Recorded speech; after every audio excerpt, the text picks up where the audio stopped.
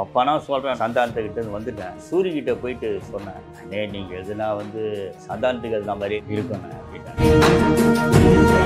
அவருக்கு எதுனா மாதிரி இருந்தானா ஓன் ஸ்டைலில் நீ பேசிட்டு போ. சந்தானத்துட்டே சொன்னான், நான் ஏன்பா ஒரு படம் ஹீரோவை பண்ணு, இதெல்லாம் வந்து நீ வந்து காமெடி பண்ணுன்னு சொன்னேன். அவன் மட்டும் காமெடி பண்ணி தானே 100 கோடி ரூபாய் இருந்திருக்கோன்னாரு அவங்ககிட்ட. 100 கோடி ரூபா போச்சு. நான் ஹீரோவை பண்ணுறேன்னு சொல்லிட்டு அதாய் இதாய் இப்படி இப்படியோ அந்த இடத்த நிரப்புறதுக்கு யாருமே இல்லை. அவன் சூரி வந்தாப்புல, யோகி பாபு வந்தாப்புல, சந்தான ரஞ்சிக்கு வரல இன்னும். ஒரு சின்ன வேஷம் இருக்க பண்ணுறீங்களா அப்படின்னா, நான் சின்ன வேஷம் எதாவது இருந்தாலும் கொடுறேன். நான் 750 ரூபா கொடுப்பாங்கண்ணா. அட ஏதோ ஒரு கொடுத்து தொலைகிறானுங்கண்ணா போடா அப்படி. சரி நான் மானிட்டர் போகலாம் அப்படின்னா, மானிட்டரில் வந்து நான் குமார் அந்த பொண்ணுனா அவனுக்கு ரிலையன்ஸ் ஆன்ட்டேன். நான் இதெல்லாம் சிரிச்சுட்டு அண்ணா அண்ணா அண்ணா இதே சொல்லுங்கண்ணா. அதே மாதிரி ராஜராணியில் வந்துட்டு யார்றாங்க ஜானு அப்படிமானுங்க. இருக்கிறதுல யார் ஒரு ஜான் ஹைட்டாக இருக்கு, நான் வந்தாடா ஜானு அப்படின்னு. ஆமாம்.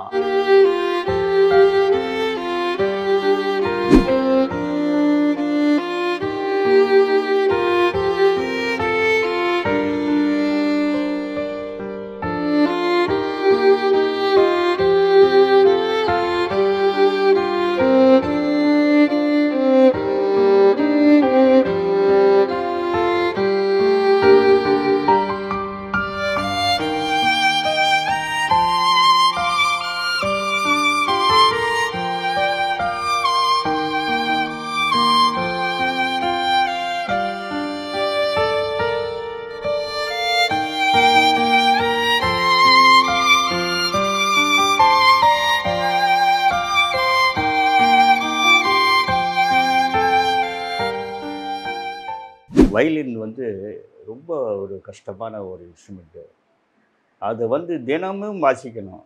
தினமும் வாசித்தாதான் சொல்கிற பேச்சு கேட்கும். அது வந்து ஒரு நாள் வாசிக்கலனாலும் வந்து கொஞ்சம் அசிங்கப்படுத்திடும் நம்மளை. அதனாலே வந்து வயலின் வந்து எடுக்கும்போதெல்லாம் எனக்கு நம்ம வந்து நல்லா ப்ராக்டிஸ் பண்ணணும், நல்லா செய்யணும். எவ்வளோ தான் வந்து நம்ம இது பண்ணாலும் தினமும் வாசித்தாதான் அதோட ஒரு இது வேறு உடல்நல இல்லாதனால இடையில 1 மாதம் 2 மாதம் அப்படியே கேப் விட்டு இது பண்ணதுனால கொஞ்சம் இதாக இருக்குது. இருந்தாலும் வந்து ஒரு நம்பிக்கையில் ஒரு இதை வாசிக்கிறேன். கண்டிப்பாக அது எந்த அளவுக்கு வருது.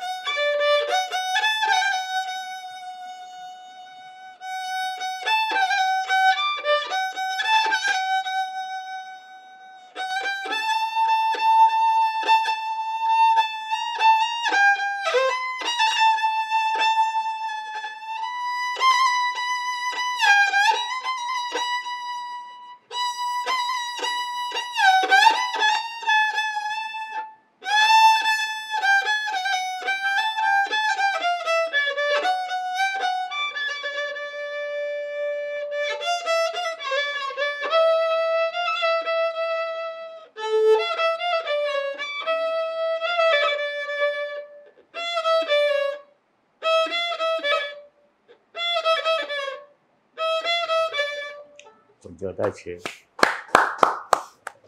கொஞ்சம் பிசுறலாக வந்தது. இல்லைண்ணா, நீங்கள் ரொம்ப நாளுக்கு அப்புறம் வாசிக்கிறீங்கல்ல, கை கால் நடுக்கும். என்ன பண்ணுறது? எவ்வளோ நாளுக்கு அப்புறம் வாசிக்கிறீங்க? ஒரு 5-6 மாதம் விட்டாச்சு. சும்மா அப்படியே போயிங் போட்டுக்கிட்டு அப்படியே கொஞ்சம் அப்படியே ப்ராக்டிஸ் பண்ணிக்கிட்டே இருந்தேன்.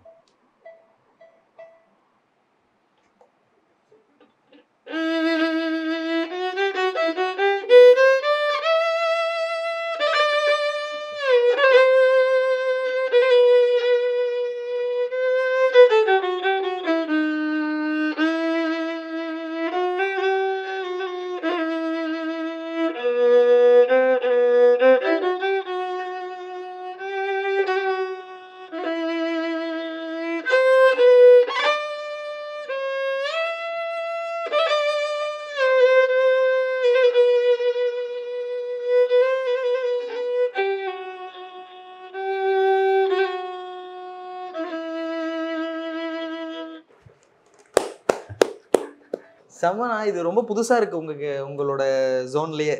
நாங்க இது பார்த்ததே இல்லை இது வரைக்கும் உங்ககிட்ட இருந்து. சூப்பர், நல்லா நல்லா இருந்தது. நீங்க தான் சும்மா வந்து தொட்டே ரொம்ப நாள் ஆகுது அப்படிலாம் சொன்னீங்க, பார்த்தா சூப்பரா வாசிக்கிறீங்க. எங்க கையெல்லாம் வந்து ரொம்ப மறுத்து போச்சு இப்போல்லாம். சுகர் வந்துட்டு சில இதெல்லாம் வந்து ஃபீலிங்கே இல்லை கையில்.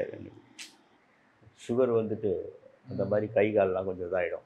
ஓகே, பட் எங்களுக்கு ரொம்ப புதுசா இருந்துச்சு, ரொம்ப சூப்பரா இருந்தது வாசிச்சது. ரொம்ப நன்றி, நாங்க கேட்டோன்னே நீங்க வாசிச்சதுக்கு தேங்க்ஸ்ண்ணா. உங்களுக்கு இந்த நடிக்கணும், காமெடி இது மேலலாம் ஆர்வம் எப்போ வந்துச்சு? அதாவது நான் மயில்சாமி எல்லாம் ஃப்ரெண்டு. ஆரம்ப காலத்தில் வந்து ஃப்ரெண்டு.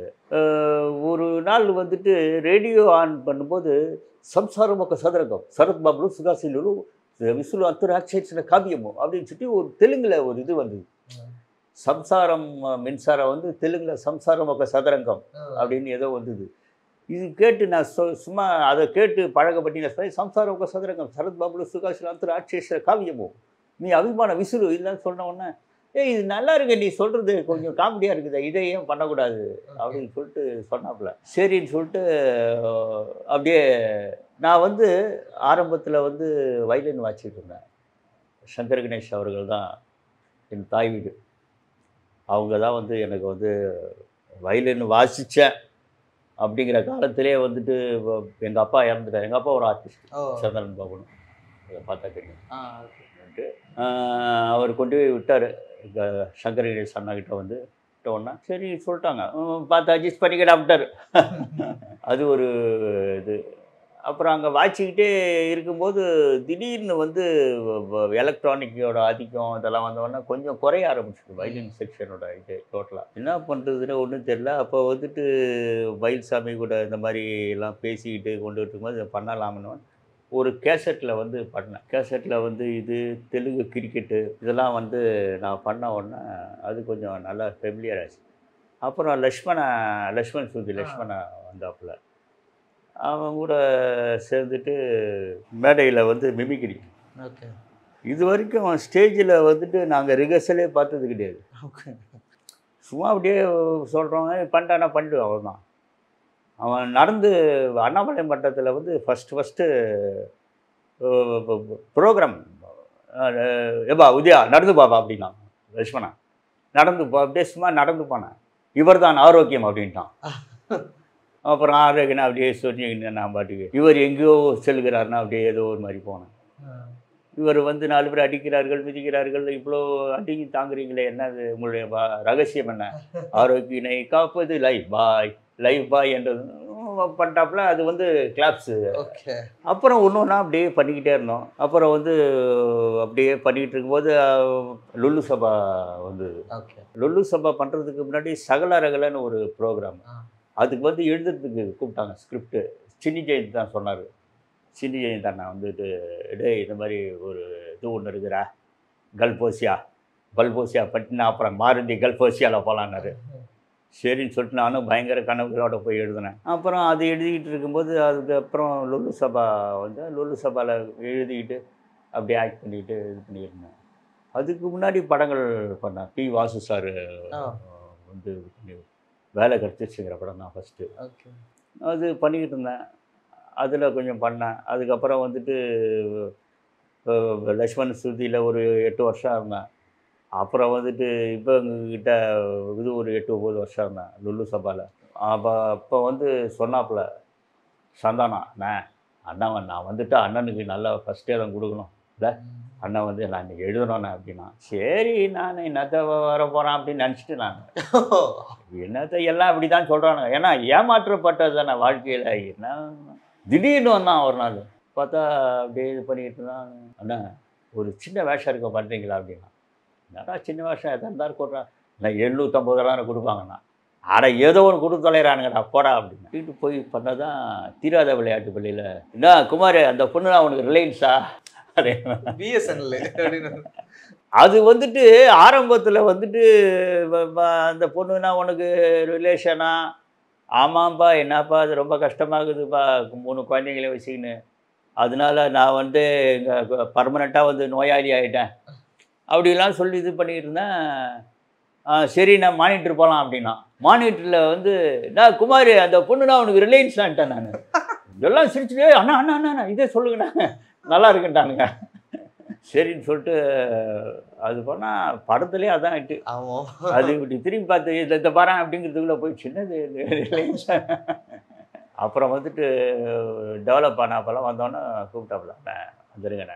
அவங்ககிட்ட விட்டு 9 வருஷம் இருந்தேன். அதுதான் 3 பேர். இது வரைக்கும் யார்கிட்டையும் போய் கெஞ்சி கேட்டதில்லை, வேலை கொடுன்னு கேட்டதில்லை. நம்ம ஓகே கம்பெனியில் போய் இருந்தாங்க ஃபோட்டோ கொடுத்து, நீங்கள் ஒரு ஆர்டிஸ்டா? ஆமாங்க. கையில் ப்ரெஷ்ஷெலாம் இல்லை அப்படிமானுங்க. இதெல்லாம் கிண்டல் பண்ணுவானுங்க. இது நான் உஷாராக அதெல்லாம் போகிறதில்ல அவனுக்கிட்ட. ஒரே ஒரு தடவை தங்கர் பிச்சான் வந்து உங்கள் ஃபோட்டோ கொடுங்களேன் அப்படின் போது பாஸ்போர்ட் சைஸ் ஃபோட்டோ எடுத்துகிட்டு போட்டு என்னங்க என்னங்க நான் அதெல்லாம் கொடுத்து பழக்கலைங்க, நீங்கள் வேறு இருந்தால் கூப்பிடுங்க இல்லாட்டி விடுங்கன்ட்டு. இல்லை நம்ம பண்ணோன்னா அதுக்கே வந்து 3 இது பண்ணோம். இதே 50 வயசு மேலே ஆகிப்போச்சு. அப்புறம் அப்படியே பசங்களை படிக்க வச்சு செஞ்சு கொண்டு அப்படியே ஒரு லெவலுக்கு வந்தாச்சு.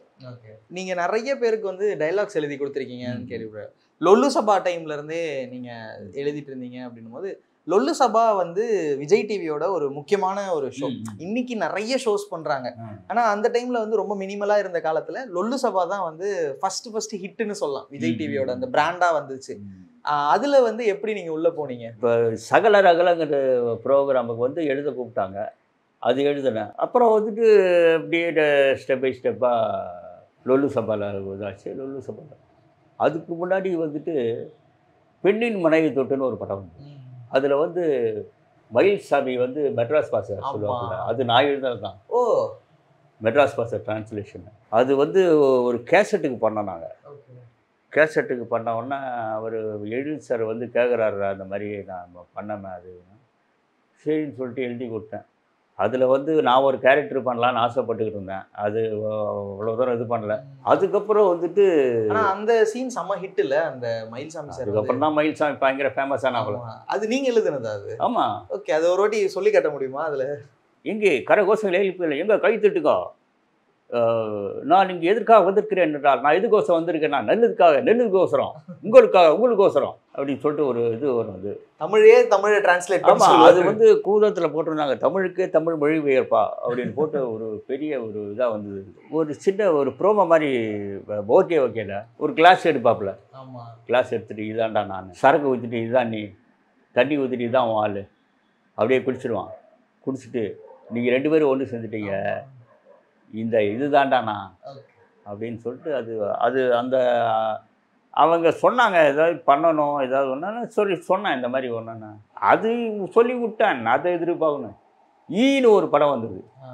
ஈ படம் வந்து பார்த்துட்டு இருக்கும்போது பார்த்தா திடீர்னு இது போடுவாங்களா டீசரு. ஹேய் என்னடா நம்ம சொன்னது வந்துச்சே, இப்போ பயங்கரமாக தான் போச்சு இதெல்லாம். அது கடைசியில் வந்து பார்த்தீங்கன்னா அது வந்து ஹிந்தியில் ஷமிதாப்னு ஒரு படம் வந்தது. அதோட டீசரு அமிதாப் வந்து மே பிஸிக தூ பானிய அப்படின்னு சொல்லிட்டு இது பண்ணுவார். அது வந்து யார் சொன்னாங்களோ இல்லை என்னது தெரியல, அது வந்து அவ்வளோ ஒரு ஹிட் ஆயிடுச்சு. சொல்கிறேன் சரி நம்ம எழுதுனது வந்து ஒரு மும்பை பாம்பே லெவலுக்குலாம் உங்களுக்கான கரெக்டான கிரெடிட்ஸ் வந்துச்சா நீங்கள் எழுதுன இதுக்கெல்லாம்? என்ன அது என்ன கீழே இருக்கு ஸ்க்ரோலாக போடுறானுங்க, ஆனால் சிரிக்க உதய எழுதியது அப்படின்னு. இராணுவத்தில் அழிஞ்சவனை விட ஆணவத்தில் அழிஞ்ச வேண்டாம் நிறையா வந்துருக்குது. அப்புறம் வந்து ஒரு முப்பொழுதும் ஒரு கற்பனையில் வந்து ஒரு பொண்ணுக்கிட்ட போய் உன் பேர் என்னன்னு கேட்பான். கிளிங் அப்படிங்கும். என்னடா இது பீங்காத்தரில் ஸ்பூன் விழுந்த மாதிரி. ஆனால் ஆமாங்க நம்ம கணக்கெல்லாம் வந்து 1000 காக்கைக்கு ஒரு கல் 3 பேருக்கு ஒரு புல்லுங்க, இதுதான் கணக்கு.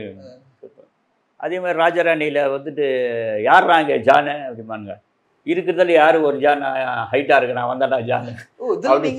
ஆமாம். அது வந்துட்டு நிறைய என்ன நம்ம வந்து யூனிட்டில் இருக்கிறதுனால சொல்ல முடியல. நிறையா விஷயங்கள் வந்து சின்ன விஷயங்கள்லாம் சொல்கிறேன். நிறைய விஷயங்கள் அந்த மாதிரி பண்ணியிருக்குது. அப்போ நம்ம சந்தானம் அவர்கள் பேசின முக்காவாசி இந்த ஒன்லைனர்லாம் வந்து உங்ககிட்ட இருந்து இன்ஸ்பயர் பண்ணது. அது 10 எழுதும் அதே மாதிரி. ஓகே. 10 எழுதி அதில் செலக்ட் பண்ணி அதாவது ரொம்ப நாளாக ஒரு பஞ்சு ஒன்று இருந்தது. நாங்கள்லாம் 4 ஊர் பார்த்தவனுங்கடா, நாங்கள்லாம் இட்லி குண்டான பூந்து ரேணி குண்டாவிலேயே வந்துடுவோம் அப்படின்ட்டு ஒன்று எழுதுனேன். அதை வந்து போட மாட்டேன்றானுங்க. குரூப்பில் டீமில் வந்து போட மாட்டேங்க. என்ன இட்லி குண்டா ரேண்டி குண்டா நல்லாவா இருக்குது அப்படின்னானுங்க. அப்புறம் அந்த பாலாஜி சூப்பர் டன் பாலாஜி இறந்தார்ல, அவர் ஏய் ஏன்டா அண்ணா இப்போ இது போட்டு டென்ஷன் பண்ணிடுறீங்க போடுறா அப்படின்னு சொல்லி தில்லுமுள்ளுங்கிற படத்தில் போட்டார். தில்லுமுள்ளுங்கிற படத்தில் போட்டோன்னா அவன் சொல்லுவாப்புல, நாங்கள்லாம் வந்து 4 ஊரை பார்த்தவனுங்கடா, நாங்கள்லாம் இட்லி குண்டானா பூந்து ரேணி குண்டா வழியாக வந்துடுவோம். பாலச்சந்தர் பார்த்தானா, அது பார்த்துட்டு என்ன இது இப்படி பண்ணியிருக்கிறாங்க இவ்வளோ இதாக அப்படின்னு சொல்லி பாராட்டினார். நாங்கள் அதுக்கப்புறம் போட்டு அதுக்கப்புறம் வந்து அது பாரு ஒரு பஞ்சு வந்து நம்ம போடுறதுக்கு வந்து போராட வேண்டியிருக்குது. ஓகே, நாங்கள் நிறைய விஷயம் வந்து சந்தானம் அவர்களை பற்றி கேள்விப்படுவோம். காமெடியன்ஸ் வந்து அவங்க காமெடிஸை வந்து ரொம்ப மெனக்கிட்டு எழுதுவாங்க, அவங்களே எழுதுவாங்க அப்படின்னு. அது வந்துட்டு 6 பேர் ஒன்றா உட்காந்து எழுதிக்கிட்டு இருந்தாங்க. நான் வந்து என்ன சொன்னேன், டேய் என்னடா 6 பேர் உட்காந்து ஒரே காமெடி எழுதுனா 2 தான் பிரிச்சுக்கடா, 3 பேரை பிரிச்சுக்கலாம் அப்படின்னா என்னை பி டீமில் போட்டானுங்க. சொன்னது அவனுக்கு 3 பேர் ஏ டீமா அப்படிலாம் பண்ணாங்க. அப்புறம் வந்துட்டு போனவொன்னே அப்புறம் நான் தனித்தனியாக பிரிச்சு அப்போ பிஸியாக வந்தது, பிஸியாக அப்போ லண்டனில் போயிட்டு லண்டனில் ஷூட்டிங் நடக்கும் போதெல்லாம் அங்கே பேக்கப்புன்னு சொன்னால் தான் இங்கே பேக்கப் இந்தியாவில் இல்லை எழுதிட்டே இருப்பீங்க, எழுதி கொடுத்துக்கிட்டே இருக்குது. ஓகே, ஆனால் இந்த காலத்தில் நிறைய காமெடியன்ஸ் வந்து அந்த மாதிரி ப்ரிப்பேர் பண்ண மாட்டாங்க. ஒரு டீம் வச்சுலாம் சந்தானம்லாம் கேள்விப்பட்டிருக்கோம், ஒரு டீம் வச்சு அவங்க வந்து ரெகுலராக அவங்களுக்கு எழுதி கொடுத்துக்கிட்டே இருப்பாங்க அப்படின்னு சொல்லி சந்தானமே நிறைய இன்டர்வியூஸில் சொல்லியிருக்காரு. இப்போ நிறைய காமெடியன்ஸ் வந்து காமெடி ஒர்க் பண்ண மாட்டாங்கன்ற மாதிரி ஒரு குற்றம். ஆமாம், அது வந்து நான் வந்து ஓப்பனா சொல்கிறேன், நான் வந்துட்டு இங்கே கொஞ்சம் இதானோன்னு வந்துட்டேன். நானே கொஞ்சம் சந்தானத்துக்கிட்ட வந்துட்டேன். வந்துட்டு சூரியகிட்ட போயிட்டு சொன்னேன், அண்ணே நீங்கள் எதுனா வந்து சந்தானத்துக்கு எதுனா மாதிரியே இருக்கணும் அப்படின்னேன். அவருக்கு எதுனா மாதிரி இருந்தாண்ணா ஓன் ஸ்டைலில் நீ பேசிட்டு போ அப்படின்னு சொன்னேன். அப்புறம் விட்டுட்டேன் நான். அதாவது கரெக்டாக ஒரு டீம் அமையணும். ஒரு ஒரு ஒரு எழுத்தாளனுக்கு ஒரு வடிவேலுக்கு எப்படி அமைஞ்சாங்களோ, வடிவேலுக்கெல்லாம் உட்காந்து இருந்தார். ஒரு பேர்னா சிங்கமுத்தண்ணை அவங்கெல்லாம் வந்து எல்லாம் இது பண்ணாங்க, செஞ்சாங்க, கொண்டாங்க, ஒன்று பண்ணிக்கிட்டு இருந்தாங்க. அந்த டீம் தான் வந்து ஜெயிக்கிட்டு. இன்றைக்கும் 10 வருஷம் கழிச்சு மதகஜ ராஜா 11 வருஷம் கழிச்சு ரிலீஸ் ஆச்சு. அது எப்படி போச்சு? இவங்க வந்துட்டு அதெல்லாம் கவுண்டர் டைலாக் இதாகாது, அதெல்லாம் பழசுங்க அப்படின்னு. எல்லாமே புதுசு தான் நம்ம கிரியேட் பண்ணுறோம்ல. ஒன்று கவுண்டரு பஞ்சு டைலாக் எழுதுனா வேறு விதமாக சொல்கிறோம். நம்ம ஒரு போட்டு கடியாக இல்லாமல் ஒரு யோசித்து ஒரு இதாக சொல்கிறோம்ல. இப்போ இட்லி குண்டானில் பூந்து ரேண்டி குண்டா வழியாக வருவாங்கிறது வந்து பார்த்தா என்னென்ன இப்படி ஒரு கற்பனையா அப்படின்னு சொல்லி எழுதியிருந்தாங்க.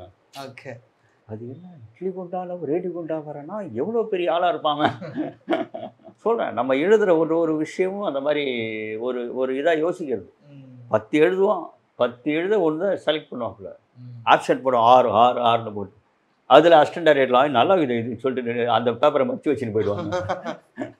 ஓகே, அதனால் டீம் ஒர்க் வந்து என்றைக்குமே வந்து ஒரு வேரியேஷன் இருக்கணும். அதே மாதிரி வந்து புதுசாக சேர்க்கணும். அவங்க வந்து சேர்க்க மாட்டேறாங்க சில பேர்லாம்.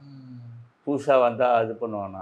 இந்த கல்ச்சுரல் சில காலேஜில் இருக்கிறாங்கள, அவங்க பசங்கள்லாம் கூப்பிட்டு உட்காந்து ஏதோ ஒன்று சொல்லுவானுங்க. அவங்க நான் அவர்கிட்ட இருக்கிறேன் ஒரு இதில் சொல்லிட்டு போவாங்க. அதுதான் வந்துட்டு ஒரு மிகப்பெரிய ஒரு சக்ஸஸ் எல்லாத்துக்கும். இப்போ மதகஜ ராஜா ரிலீஸ் ஆனதுக்கப்புறம் சந்தானம் வந்து ஹீரோவாகவே பண்ணிட்டு இருந்தாரு. இந்த படம் ரிலீஸ் ஆனதுக்கப்புறம் இதோட வெற்றியை பார்த்துட்டு அவருக்கே ஒரு தாட் வந்திருக்கு, சரி ஓகே நம்ம வந்து பண்ணலாமா அப்படின்னு நிறைய பேர் சொன்னாங்க. ஸோ நீங்கள் சொல்லுங்கள், இப்போ திரும்பி காமெடி அப்படின்ற அந்த ட்ராக். இல்லைப்பா, நான் வந்துட்டு அப்போவே நான் சொன்னேன், சந்தாந்துட்டே சொன்னேன் நான், ஏன்பா ஒரு படம் ஹீரோவை பண்ணு, மிச்சதெல்லாம் வந்து நீ வந்து காமெடி பண்ணுன்னு சொன்னேன். அவன் மட்டும் காமெடி பண்ணி தானே 100 கோடி ரூபாய் இருந்திருக்கோன்னாரு அவங்ககிட்ட. 100 கோடி ரூபா போச்சே. இப்போ நான் ஹீரோவை பண்ணுறேன்னு சொல்லிட்டு அதாய் இதாய் இப்படியோ சொல்கிறேன் நான். நீங்கள் வந்துட்டு அந்த இடத்த நிரப்புறதுக்கு யாருமே இல்லை. அவன் சூரி வந்தாப்புல, அவன் வந்துட்டு காமெடி பண்ண கேரக்டர் அவர் போயிட்டாப்புல. யோகி பாபு வந்தாப்புல, யோகி பாபு வந்துட்டு யாரையும் வச்சுக்கல, அவர் வந்துட்டு தனியாக ஏதோ பண்ணுற மாதிரி பேசிட்டு அது போகிறான்னு வச்சுக்கோங்க. சந்தானம் ரேஞ்சுக்கு வரல இன்னும். ஏதோ வந்து படம் பண்ணியிருக்கிறாங்க, ரஜினி கூட நடிச்சிருக்காங்க, இவங்க கூட நடிச்சிருக்காங்கன்னா அந்த ஒரு இது அந்த ஒர்க் அவுட் பண்ணல அந்த டீமோட இது அனலைஸ் பண்ணுறது, அதனால தான் இன்னும் வந்து ஜெயிச்சிட்டு இருக்காப்புல. அது திரும்பி வரேன்னு இருக்காப்புல. திரும்பி வந்தால் நல்லது. திரும்பி வந்தாங்கன்னா வந்து சின்ன சின்ன ஹீரோஸ் எல்லாம் வருவாங்க. ஹீரோஸ் எல்லாம் வந்து அவங்களுக்கு படம் கிடைக்கும். சந்தானத்தை மெயினாக வச்சு பண்ணலாம், அவங்க இது மாதிரி பண்ணுறாங்கன்னா நமக்கெல்லாம் வந்து ஒர்க்கு தானே. எல்லாத்துக்குமே சொல்கிறேன், தமிழ் ஃபீல்டுக்கே ஒரு திருப்பங்கள் ஏற்படும். ஏன்னா எல்லாமே வந்து கோடிக்கணக்கில் ஆகிப்போச்சு. இப்போ ஒரு படம்னா இல்லைங்க 200 கோடி வச்சா தாங்க படங்கிற மாதிரி ஆகிப்போச்சு இப்போல்லாம். இப்போ வந்து ஹிந்தி ஃபீல்டெலாம் கிடையாது, தெரியல. இப்போ ஷாருக் கான் இவங்கெல்லாம் என்ன, அவங்கெல்லாம் ஒன்றும் படம் பண்ணுறதில்ல. எல்லாம் சொல்கிறேன், 2 ஃபீல்டு தான் இருக்கிறாங்க, தமிழும் தெலுங்கு தான் இருக்குதாம்மா. 2 ஃபீல்டு அப்படியே இது பண்ணிக்கிட்டு. அதனால வந்துட்டு இவங்க வந்து காமெடியன்ஸ் வந்து கொஞ்சம் இது பண்ணாங்கன்னா அவங்கள வச்சு ஹீரோஸு கொஞ்சம். இப்போ தமிழில் வந்து பெரிய காமெடி படம்னே வரமாட்டேங்குது அப்படின்னு ஒன்று இருக்குல்ல. இப்போ வந்தால் ஆக்ஷன் தான் வந்துக்கிட்டு இருக்கு. இப்போ சென்டிமெண்ட், ஃபேமிலி ட்ராமா அந்த படங்கள்லாம் நல்லா ஹிட் ஆகுது. ஆனால் சந்தானம் அவர்கள் காமெடியை விட்டு போனதுக்கப்புறமா காமெடி அப்படின்ற ஒரு படம் ரொம்ப கம்மியாக. இப்போ வருத்தப்படாத வாலிபர் சங்கம் ஹிட் ஆச்சு, ரஜினி முருகன் ஹிட் ஆச்சு. இந்த மாதிரி ரொம்ப கம்மியான படங்கள் தான் அதுக்கப்புறம் காமெடி ஜானரில் ஹிட் ஆச்சு. நான் வந்து சொல்லக்கூடாது, லுல்லு சபா ஆர்டிஸ்ட்டை வச்சு பண்ணலாம், அது வந்து அவரே செய்யலை, ராம்பாலாவே பண்ணல. அவர் படத்துக்கு வந்தோன்னா படத்தில் இருக்கிறவங்கள வச்சு பண்ண ஆரம்பிச்சிட்டாரு. சொல்கிறேன், நம்ம வந்துட்டு இன்றைக்கி வந்து அந்த படங்களை பார்த்து தானே எல்லாருமே இன்னும் காமெடியெலாம் ரசிச்சிட்ருக்காங்க. 20 வருஷம் மேலே ஆச்சு. இன்னும் ஒருத்தன் வந்து 20 வருஷம் நான் பார்த்துக்கிட்டே இருக்கேன், சலிக்கல. என் பையன்லாம் பார்க்குறான், போட்டியா ஐயோ அப்படிங்களாம். ஆனால் நான் பாட்டுக்கு போட்டு வச்சிட்ருக்கேன் அப்படிங்கிறாப்புல. சொல்கிறேன், அதுக்கப்புறம் வந்து தான் எல்லாமே. நான் இப்போ பண்ணுற காமெடி பூரா அதுலேருந்து வந்தது தானே. சொல்கிறேன், நமக்கு வந்து ஒரு மிகப்பெரிய ஒரு ஹிட்டு அதெல்லாம். என்னென்ன படங்கள்லாம் கடைசியாக ஒர்க் பண்ணிட்டு இருந்தீங்க? ஒரு வருஷத்துக்கு முன்னாடி பண்ணிட்டு இருந்த படங்கள்லாம் என்ன படங்கள் சின்ன சின்ன விஷயங்கள், சாதாரண படங்கள் தான் பண்ணிக்கிட்டு இருந்தேன். சீரியல் பண்ணிக்கிட்டு இருந்தேன். ஆயுத எழுத்து, கனாகாலம் காலங்கள், இதெல்லாம் கொஞ்சம் நமக்கு கை கொடுத்து. அடுத்து எப்போ உங்களோட கம்பேக் வந்து எதிர்பார்க்கலாம்? அது நாளைக்கே கூட நடக்கலாம். சூப்பர். நீங்கள் எந்த அளவுக்கு வெயிட் பண்ணுறீங்க? ஏன்னா இப்போ கொஞ்சம் உடம்பு முடியாமல் இருந்தீங்க, அதனால் சில விஷயங்கள்லாம் வராமல் இருந்தது. இப்போ ஓகே, கொஞ்சம் நம்ம முன்ன விட இப்போ கொஞ்சம் பெட்டர் ஆகிட்டு வந்துக்கிட்டு இருக்கோம் போது நீங்கள் எதை எதிர்நோக்கி காத்துக்கிட்டு இருக்கீங்க? ஏன்னா மேபி இந்த இன்டர்வியூ பார்க்கறது மூலயமா ஓகே இவர் ரெடி ஆகிட்டாரு. எனக்கு வந்துட்டு ஒரே ஒரு பிரச்சனை, கேரக்டர்ஸ் எல்லாம் இது பண்ண முடியாது. காரணம் கால் ஒன்று, நிறையா கற்பனைகள் பண்ணி வச்சுருந்தோம். நல்ல கேரக்டர் இதெல்லாம் யோசிச்சு வச்சுருந்தோம். அதை தவிர்த்து என்ன பண்ணலாம் தான் யோசிச்சிருக்கேன் நான். அதையும் மீறி உட்காந்துக்கிட்டு என்ன பண்ணலாம், மூமெண்ட்டில் என்ன பண்ணலாம் அப்படின்னு யோசிக்க ஆரம்பிச்சிட்டாங்க. ஆனால் வரும் கண்டிப்பாக. வந்து ஒரு ஹிட்டு ஒன்று இருக்குது, அது மனசுக்கு சொல்லிக்கிட்டு இருக்குது. அது வந்து கண்டிப்பாக நடக்கும். கண்டிப்பாக நடக்கும், டெஃபினட்டாக. சூப்பர்ண்ணே, ரொம்ப நிறைய விஷயங்கள் வந்து பேசணும். ரொம்ப சந்தோஷமாக இருந்தது உங்கள் கூட பேசுகிறதுக்கு.